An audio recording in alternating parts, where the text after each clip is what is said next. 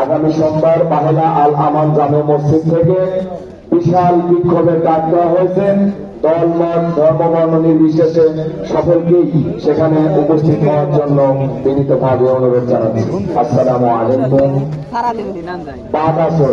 বাদ আসুন সেখানে দেশ বরেণ্য ওলামায়ে কেরাম উপস্থিত থাকবেন।